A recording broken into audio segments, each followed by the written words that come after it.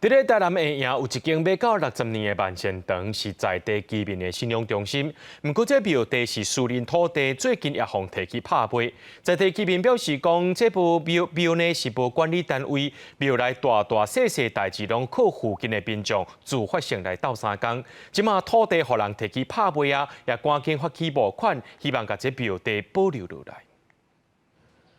这间伫大路边的庙万仙堂，虽然看起来细细间仔，不过这是营经理的信仰中心，将近有1甲子的历史。根据了解，原本遮真拍远，当时有村民为着要感谢众神的庇佑，有人出地倾钱斗起庙，就因为迄时阵无白纸黑字写清楚，地处到当出现产权问题，面临庙地拍卖危机，消息一传出来，引起地方讨论。为着环境卫生，喷草啊。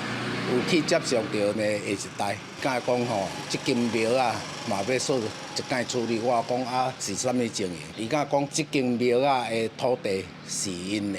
做唔甘的就对啊。像讲大家做伙遮久啊，虽然是神甲人，但是拢共同伫即个世间咧。 游来游去的，大家会足怀念这神明的安尼啦。庙内服侍万圣公主、土地公甲妈祖等神尊，庙宇并无管理单位，平常时拢靠附近的住户自发性来斗摒扫。即马土地搁互拍卖，有信众着急，要赶紧甲遮保留落来，摒洗募款扣钱，做伙甲土地买倒转来。这个时阵，这包括金啊来甲卖掉43次卖掉，包括遐个我估计，这起来价值大约是现金加。 金啊，卖起60粒嘛，啊60粒如果200多万的时阵，差起都超170啊，啊所以阮阵开始募款。发起募款计划之一的强风虎讲，现阶段解决土地是上要紧的代志，到尾嘛计划未来要筹备委员会，甲庙宇大整修，通甲即间有1甲子乡会庙宇继续